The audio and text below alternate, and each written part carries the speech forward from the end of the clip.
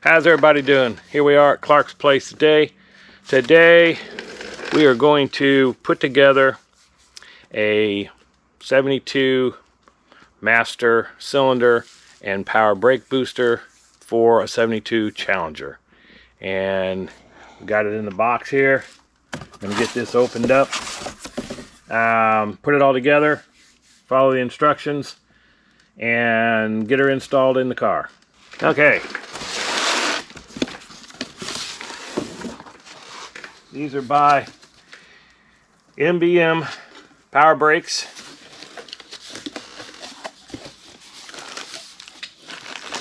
Pad.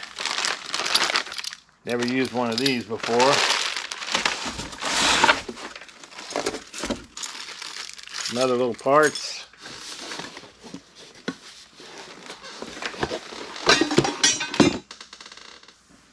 There's the booster.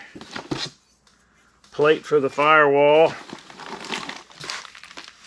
And some other little parts. Then we also have the master cylinder here. It's got a bleeding kit, how to bleed the master cylinder.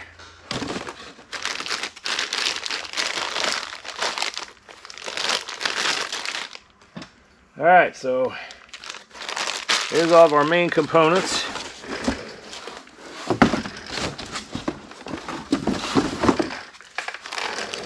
And I also got online, went to their website, downloaded the I guess instruction manual or paperwork that goes with this. This one is an 8536 booster, and looks like we have this plate here, 71 to 74 or 70 to 74 E-body, which that's what the Challenger is. Manual or power brakes, which we do have the power brake. So we've got the right one there after my here.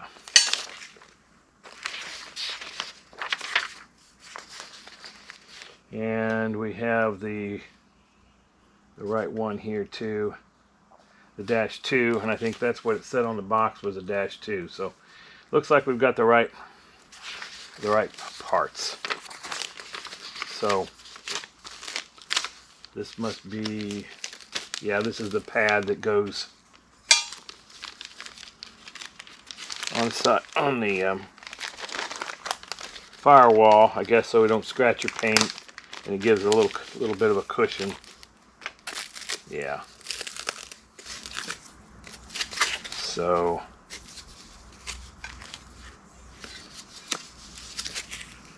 I don't see really any holes in it.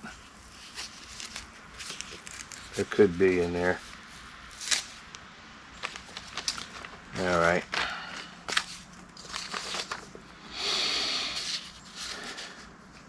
Protect the painted surfaces. Okay, I'll probably have to read this first and then start putting it together. So, reading through the instructions, first thing it says to do after you remove everything, it talks about taking everything off the car, protection, make sure you have pads down for old brake fluid, you don't want to drip it on your paint, to take pictures of where the lines came off the master cylinder. We don't have that luxury of taking the pictures since all this is brand new install.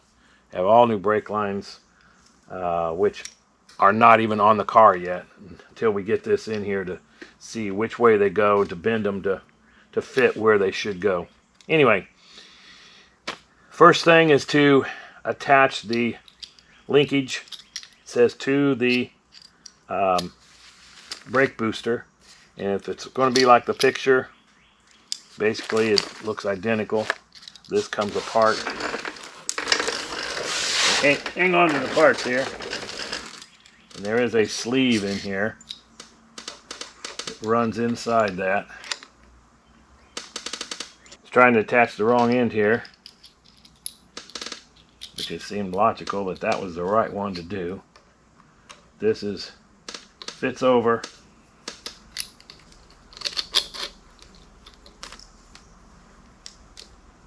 And this is a lock nut. I'm not going to tighten it up because I still have to put it in the car.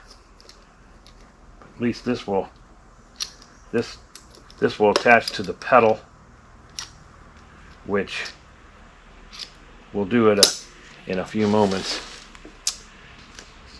Drill out the holes, attach the swivel. Okay. There's not a lot of instructions for this.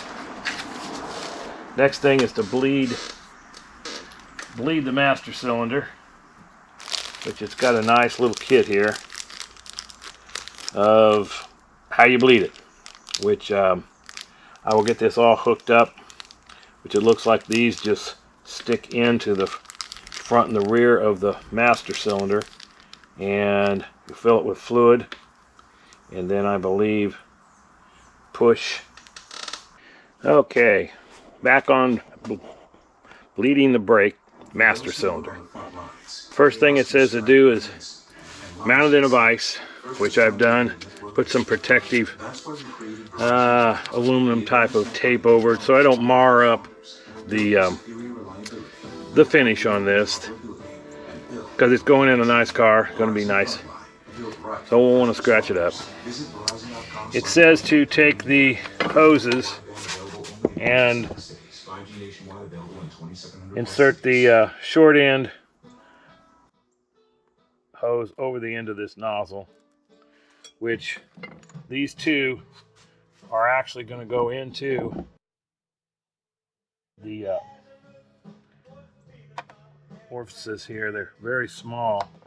It says to take and push it in and twist it so it's sealed against it, which it does seem like it kind of seals. And then this comes over. There's this little clip goes on the master cylinder compartment board or wall that's extra in there. And with those down in, so they don't draw up any air. Get some brake fluid, as long as it covers the hose. That way it won't suck any air. Then it talks about using your finger, push on the piston, which, there it goes. And you just keep pumping it until all the air is out of. You can see it's starting there. It's starting to push just fluid.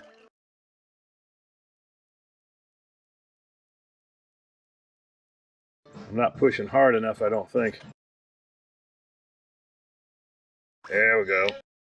Wasn't pushing hard enough on it.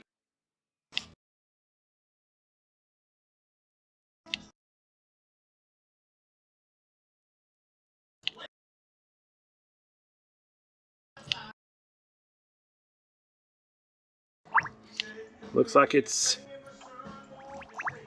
taking them down. It doesn't really bubble on the front one here until I get way into the master cylinder. There it goes. Okay, it looks like they're both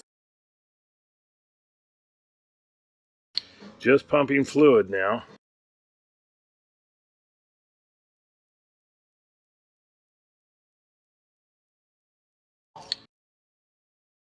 I'm going to put a little more fluid.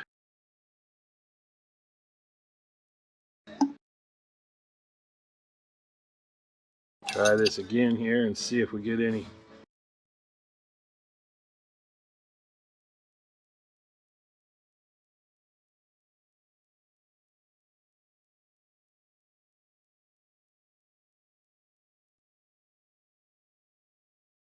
Yeah, I think we're good. So, once that's done, it says to remove the hoses, but leave them hooked up so it won't air. And put the lid on. So, and then bring the bail over the top, of course.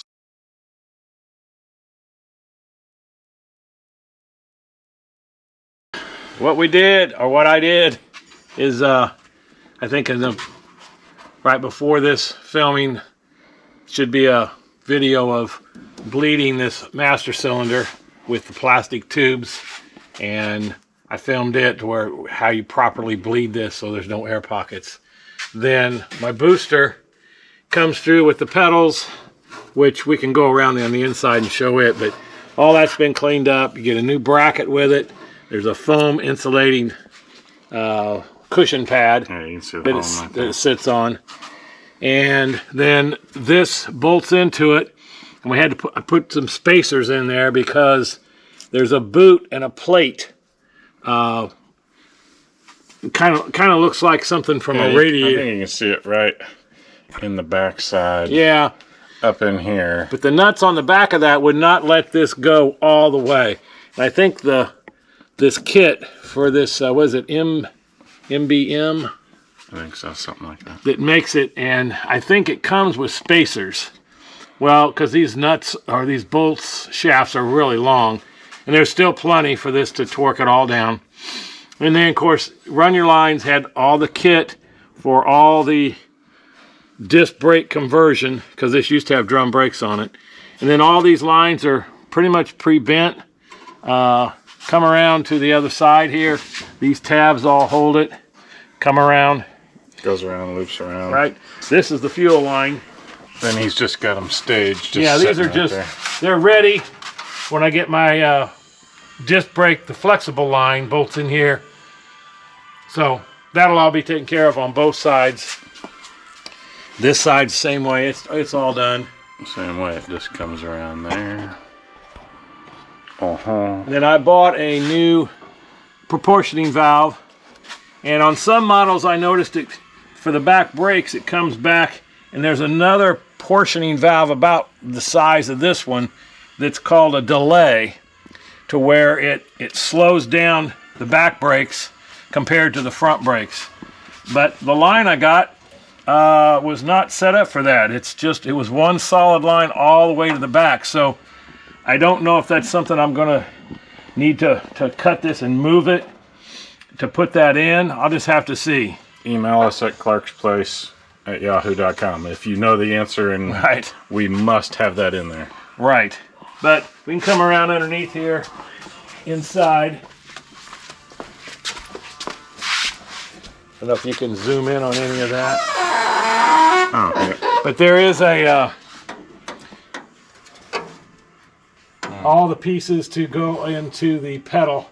That little contraption that ties the brake pedal there that pushes in, that was all included with the master cylinder, or with the booster. So right.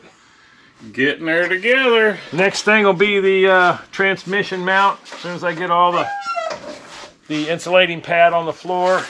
And here's the line coming back. These are all new brackets for holding the brake line. Yep. And then it comes up. I'm going to get the boost, or the block for back here. Then it comes down to the rear end, which will have another block. And there's two new brake lines that feed. Yeah, I know you've got those somewhere too. Yeah, I've got those, and we've stripped all this, clean, painted. I'm going to order all the new drum brake for the back. Okay. And then, of course, we got the front end we're working on as well. Suspension's almost done. Yeah, might finish that video today too. Yeah, because I don't know if we're going to do any much more to this than just put it in. Put it in and then finish it with the rack and pinions. That might be a different video. Right. So stay tuned to Clark's Place. Thank you. Bye-bye.